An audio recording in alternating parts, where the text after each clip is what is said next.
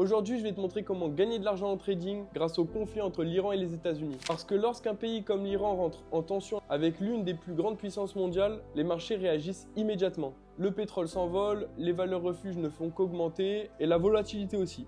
Évidemment, cette situation reste dramatique humainement parlant, mais en trading, notre rôle, c'est de comprendre comment cet événement impacte les marchés et comment en fait en tirer parti intelligemment, et c'est ça que je te montre aujourd'hui. D'ailleurs, je me suis pas présenté, salut, moi c'est Sinclair, et sur cette chaîne, je te partage gratuitement mon approche macro et mon analyse fondamentale pour comprendre réellement les marchés. Allez, on commence maintenant. Donc voilà, on se retrouve directement sur mon iPad et on va voir comment la guerre entre l'Iran et les États-Unis peuvent te permettre de gagner de l'argent en trading, comment tu vas pouvoir gérer ça durant ta semaine de trading ou durant tes semaines de trading. Donc dans l'idée, on va voir quel est l'acteur principal de ce conflit. Comme tu le sais déjà, du coup, ça concerne les États-Unis face à l'Iran. Pourquoi les États-Unis cherchent-ils à menacer l'Iran? Pour plusieurs raisons. Déjà, il y a leur programme nucléaire qui fait peur à la stabilité mondiale. Et au-delà de la stabilité mondiale, elle fait peur aussi à la stabilité d'Israël. Et comme tu le sais, Israël est allié aux États-Unis. Bien sûr, il y a le contrôle énergétique entre le pétrole, les routes maritimes, le canal directement d'Ormuz. Il y a quasiment 20% du pétrole mondial qui est acheminé. En réalité, du coup, ça mettrait en défaut le commerce mondial par rapport au pétrole. Bien sûr, à côté de ça, certains pays cherchent à faire perdre de la valeur aux États-Unis. Et donc, les États-Unis, c'est un peu une démonstration de force pour montrer que c'est toujours la première puissance mondiale. Ça envoie un message fort à ses ennemis, qui sont la Chine, la Russie. C'est vraiment une guerre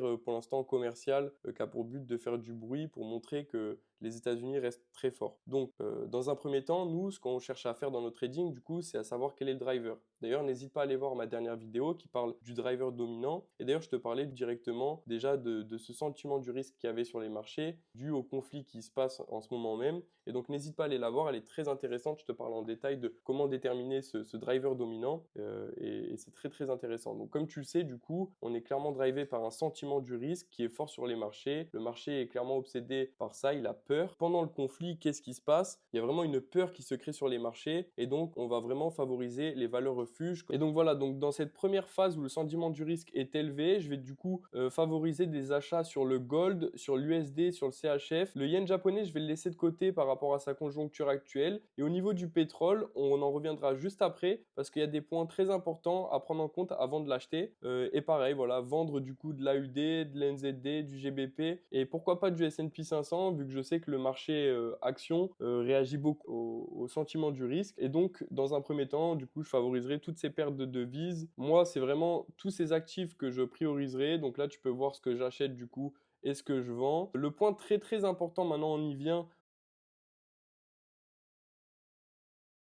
faut vraiment que tout au long de cette semaine, regarde les news parce qu'en fait, le pétrole va peut-être prendre un petit peu de valeur, voire beaucoup au début de la semaine, mais il va vite être bloqué par quelque chose. C'est le fait que le détroit soit bloqué ou non.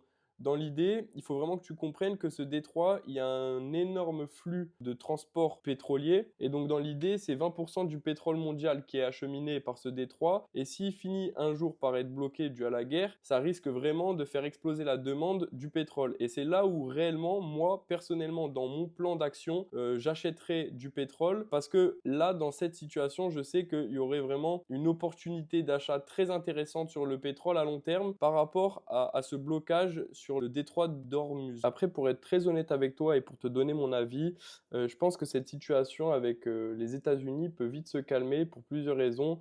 Trump, en réalité, a tendance à beaucoup parler et au final peu agir. Il a tendance à dire énormément de choses pour au final revenir en arrière.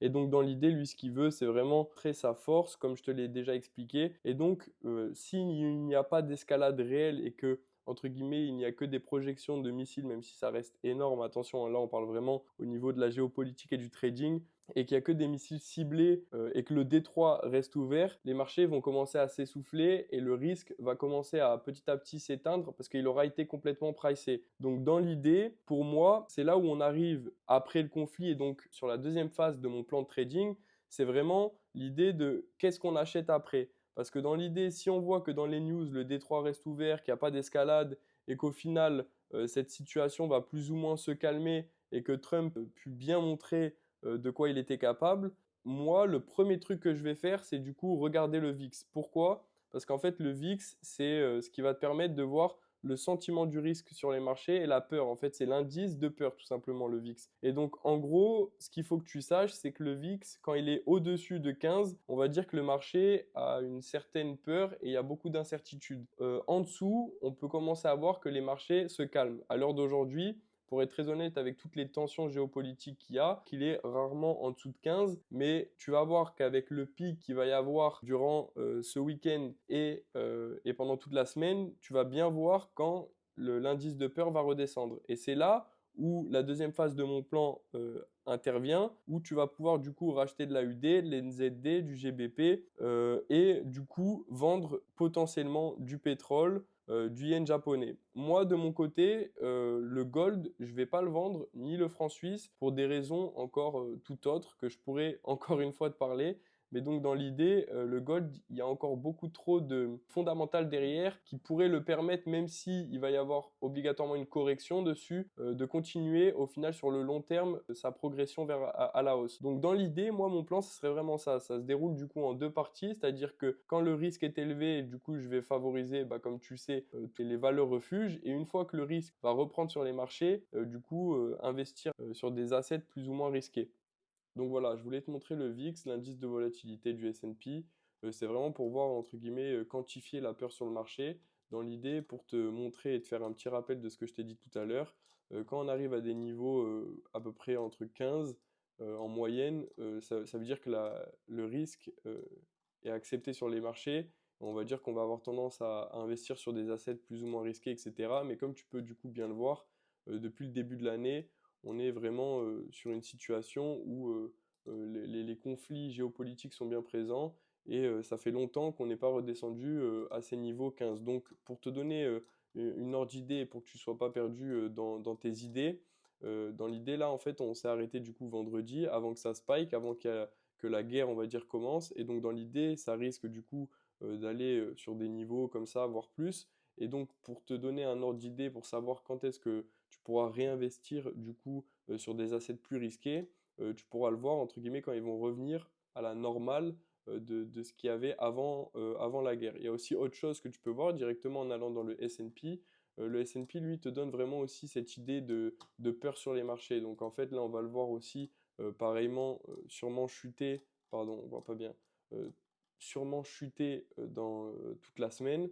Et donc au final, quand il va commencer à reprendre de la valeur, ça va être intéressant de commencer à regarder des setups comme l'AUD, le NZD, etc. Donc c'était ça que je voulais te montrer. Bien sûr, au niveau du pétrole, il va falloir du coup regarder les news, comme je te l'ai dit par rapport, donc comme je te l'ai dit au détroit d'Ormuz. Et donc moi j'avais envie de te montrer donc tout simplement ma prise de position pour finir sur le GBP USD, ce dont je t'avais parlé hier. Moi, j'avais commencé directement à investir une vente du livre face au dollar. Pourquoi? Parce que comme je t'avais expliqué du coup hier, je voyais qu'on était sur un sentiment du risque qui commençait à être de plus en plus élevé, que c'était vraiment l'obsession du marché, que la livre sterling avait eu des données réellement décevantes par rapport à sa situation et du coup qu'elle allait entre guillemets pouvoir baisser ses taux plus rapidement que prévu. Et en plus de ça, du côté US, on a vu du coup entre guillemets, une force au niveau des données économiques. Et en plus de ça, on savait qu'il y avait vraiment une possibilité de guerre entre l'Iran. En tout cas, le conflit géopolitique était réapparu sur scène, plus les droits de douane qui étaient revenus sur la scène.